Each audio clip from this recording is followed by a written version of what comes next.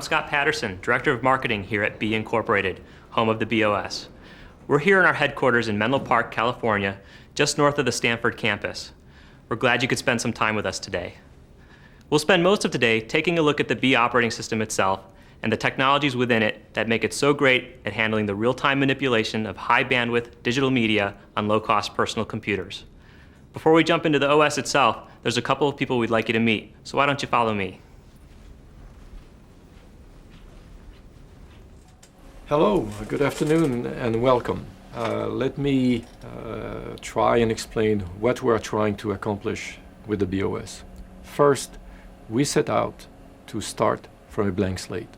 This frees us from all the layers and layers of bug fixes and improvements that you see as sediments on older operating system platforms and make them slower, harder to debug, and really make it difficult to make the best of new audio and video technology, which is what we are concentrating on. With the BeOS, we are trying to create the ideal platform for the development of a new breed of new digital media applications.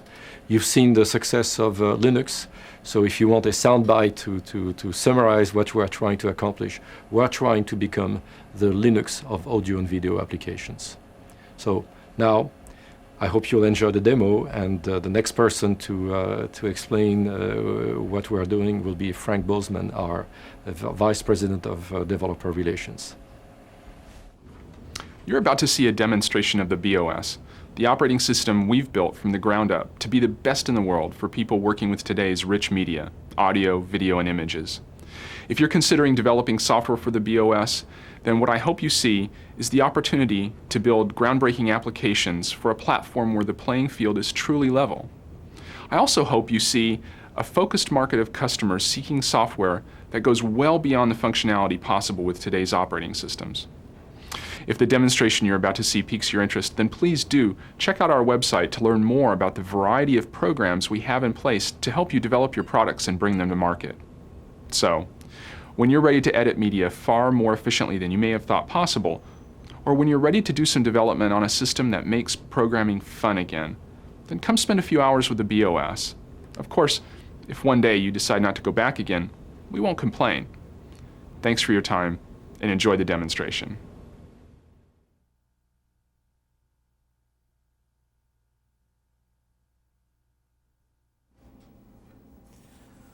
We're ready to take a look at the BeOS. But before we jump right in, I'd like to tell you a little bit about the computer so you can gauge the performance that you see. This computer has 64 megabytes of RAM, a 3 gigabyte hard drive, and 2 Hauppauge video capture cards. These are about $70 cards that you can purchase at your local computer store, and we're using them to capture uncompressed video to play with inside of the operating system. Everything you see on the screen will be done in software. There's no additional accelerated hardware. The only unique thing about this computer is the processor, rather the number of processors. We're utilizing a dual Pentium 2 system running at 266 megahertz.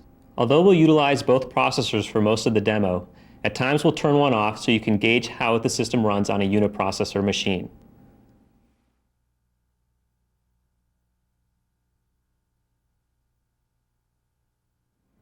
Okay, let's get started.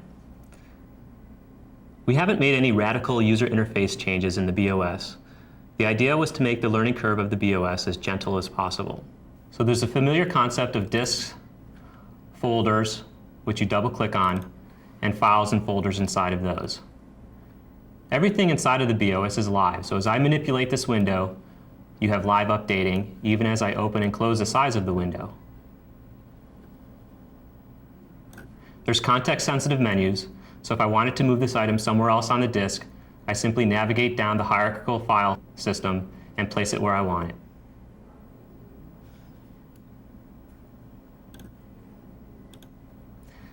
This utility up in the corner is called the desk bar. It does a number of things. The first and most obvious is it keeps a list of your currently active applications. If I run the clock application, you'll see it's listed in the desk bar. I can customize the look and feel of the desk bar, placing it on almost any fringe of the screen. I can compress it, place it along the top of the screen, in any corner along the bottom, and I'll leave it up here in this corner, which is where I'm used to using it. One thing we strive for in the BeOS is a very responsive user interface. The way I'll demonstrate this is by bringing up a number of items on the screen at the same time. First, I'll launch a sound. This is a 16-bit stereo audio file being played at 44.1 kilohertz off the hard drive.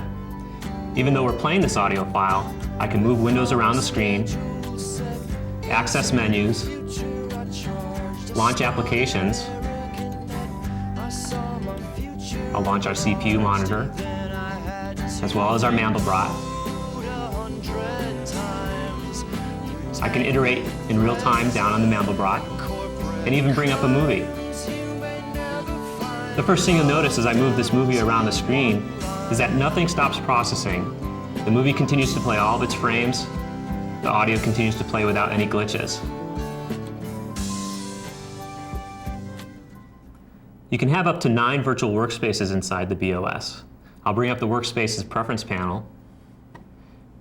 And the best way for me to really demonstrate this is also to bring up the Screen Preferences panel. Here I'm working in a workspace in thousands of colors, and if I switch to Workspace 2 and then drag the Screen Preferences panel across, you'll notice this workspace is in 256 colors.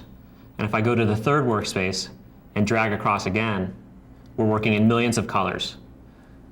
This is a great way to organize how you work with your applications, perhaps productivity in one window, video editing in another. It's also a great way to preview graphics in different color depths. I'll bring up a graphic, and you can see what it looks like in millions of colors. And if I simply switch to the 256 color workspace and drag that graphic across, you can see what it looks like on an 8-bit machine across the internet.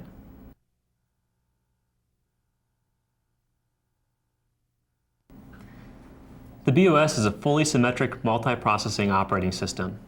That means that the entire OS, from kernel to applications, can take advantage of more than one processor in a system. In fact, the BeOS has been run on systems with up to 8 processors. This means as you go from 1 to 2 processors, you get a nearly 100% increase in performance. This application that I'll show you, Cinema 4D, takes advantage of the symmetric multiprocessing in the BeOS. I'll load up an image.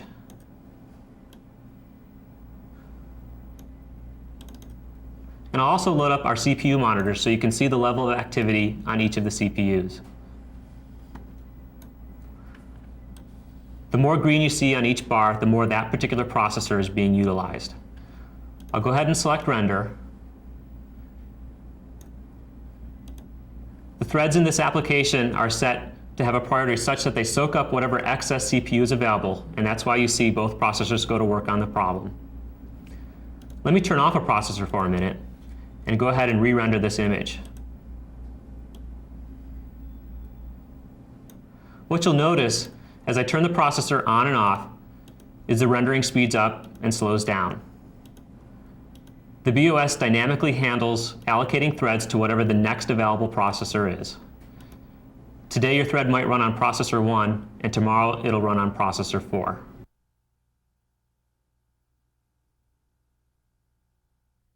The BeOS implements protected memory.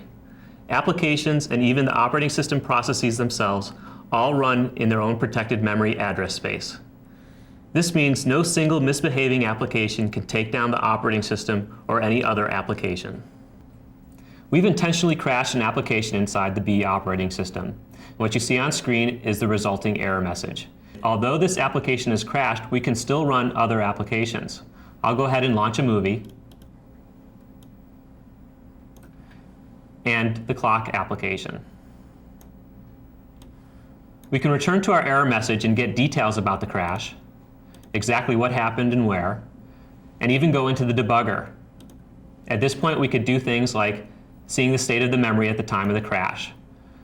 As soon as you exit the debugger, the BeOS cleans up and you can launch that application again.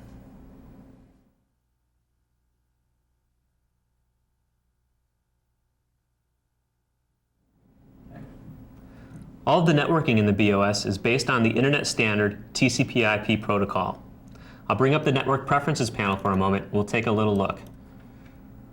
We have support for multiple IP addresses, multiple Ethernet cards. There's dial-in support through PPP. Our modem support is quite extensive. We also have a built-in FTP server for file transfers and a built-in telnet server. You can actually log in remotely to the BeOS and launch applications from the command line. You can make any changes to the networking on the fly without having to restart the operating system itself. We have a built-in web server and web browser. Our web browser is mostly here because all of the documentation in the BeOS is written in HTML, and we thought it'd be nice if you could read it right from startup.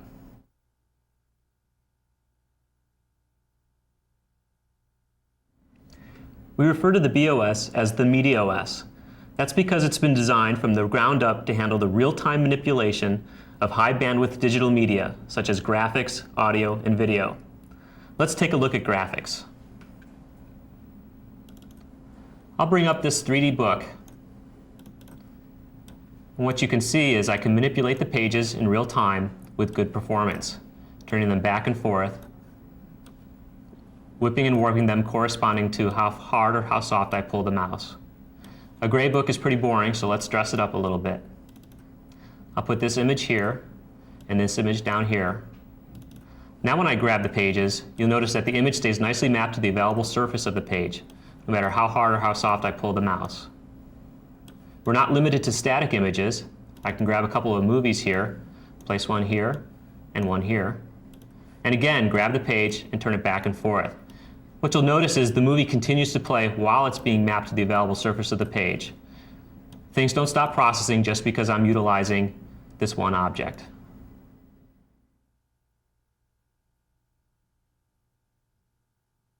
Real-time audio control is another area where the BeOS excels. This application is essentially a 3D graphical representation of a soundboard. I have 16 separate stereo CD quality audio tracks being read off of the hard drive all at the same time. I can manipulate any one of them individually. For example, I can take this audio track, give it a lot of reverb, perhaps mute out all of the other tracks, I saw my future enlarged, and then and in real time as the data streams off of the disk and through the OS, I can move this track to the left channel, over to the right channel, fade it into the background, fade it into the foreground. I can bring all the instruments back into play and fade the entire song into the background, and then bring it back to the foreground.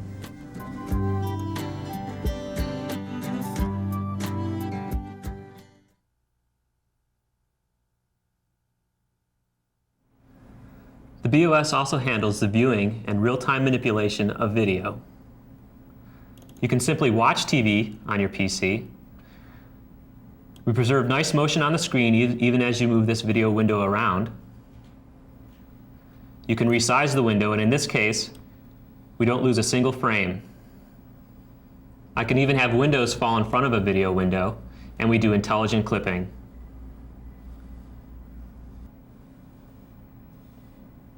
You can use your PC as a VCR. We've got our source material coming in. I'll go to the transport screen and begin hitting record. We're now recording uncompressed video right to the hard drive. I'll get a few seconds of material, hit stop, and play. We continue to play our original source, but we're also now playing the uncompressed video we recorded to the hard drive back in this window. Having two video windows, one over the other, is a snap for the BeOS. Let's take it a step further and apply real-time video effects all in software. I'll bring up my second source. So I've got two source windows and a compositing window. I'll make that window much bigger so you can see the effects that I'm going to apply. So here in real time, all in software, I can come in and do something like a vertical wipe, a horizontal slide from one source to the other, something a little more complex like a sparkle effect from one source to the other, or checkers. We can add a nice dissolve where we actually have transparency on both sources in the same window at the same time. and even do a page flip. And the thing to notice here is, as I do that page flip, when the very end of the page starts to curl, we actually reverse the image and play it on the back side of the page flip.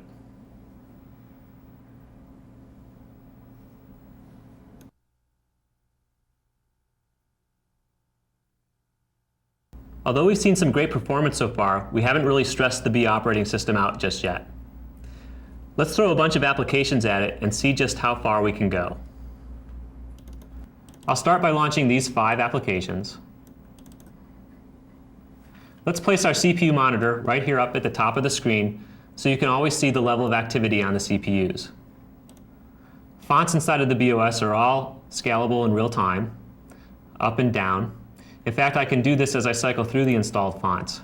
I can apply any level of shearing back and forth, and even rotate in 360 degrees. Let's make that a little smaller and move it out of the way.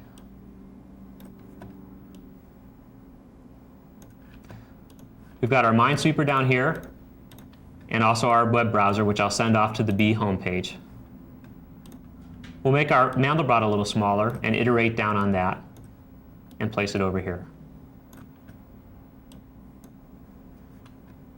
Let's bring up some TV as well. I'll make that a little bit smaller and place it down here.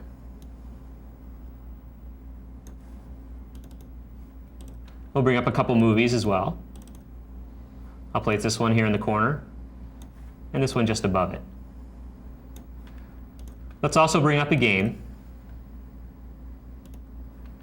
And as that comes up, you'll notice on our CPU monitor that we're at just about 100% utilization. The BeOS has a nice long degradation curve, so I can go out even past 100%. Let's bring up some 3D graphics. I'm going to use this pulsing image for this part. I'll make it a little bit smaller and map an image on top of it.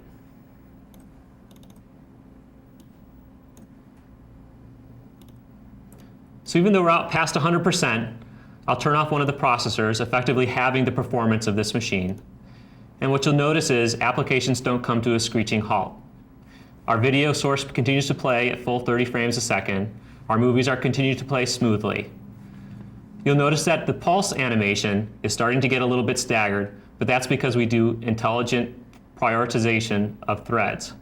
As soon as I turn this processor back on, you'll notice that the pulse animation speeds up again.